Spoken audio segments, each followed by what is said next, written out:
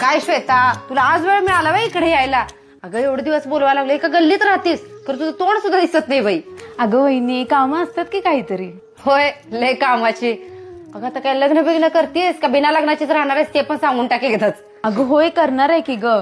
घरचे बघताय स्थळ, पण मनासारखं तसा मुलगा भेटायला पाहिजे ना. मनासारखं म्हणजे काय? त्या मुलाला सरकारी नोकरी पाहिजे, त्याचा बंगला पाहिजे, शेती पाहिजे, श्रीमंत पाहिजे. तुम्हाला हल्लीच्या पोरींच्या का नाही अपेक्षाच लई वाढल्यात. अशाने काय तुझं लग्न लवकर होत नसते. अगं पोरींच्याच नाही, हल्ली पोरांच्या पण अपेक्षा खूप वाढल्यात. तुला माहित नाही का अजून काही? अगं मस्त पुण्या मुंबईची 12-13 लाख पॅकेज असणारी स्थळं येतात. आम्हाला ती पसंत पडतायत, पण त्यांच्या अपेक्षा काय आहेत माहितीये? मुलगीनी जॉब केला पाहिजे, तो पगार आणून यांना द्यायला पाहिजे, वरून यांच्या आई वडिलांना चांगलं सांभाळलं पाहिजे, संसार चांगला केला पाहिजे. आणि काय माहितीये, यांच्या आई वडिलांसमोर आम्ही संस्कारी दिसलं पाहिजे आणि यांच्यासोबत मॉडर्न राहिलं पाहिजे. म्हणजे?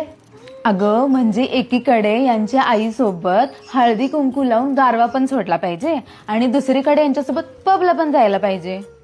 हा एवढा सगळा कॉम्बो पॅक कुठून आणायचा तर तूच सांग बरं. बरोबर आहे तुझं.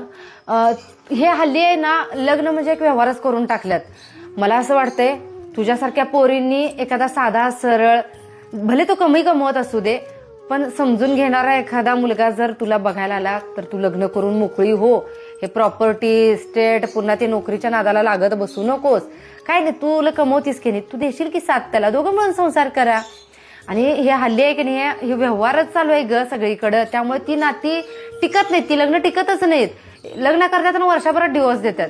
त्याच्यापेक्षा माझं तर मनापासून मत आहे, हे लय शिकलेलं, लय प्रॉपर्टी बिपर्टीच्या नादाला लागण्यापेक्षा एखादा छान समंजस मुलगा जर तुला बघायला आला तर तुला वाटलं की मन तुझे जुळतायत, हा समजून घेऊ शकतोय, तुला साथ देऊ शकतोय, तर लग्न करून मोकळी हो.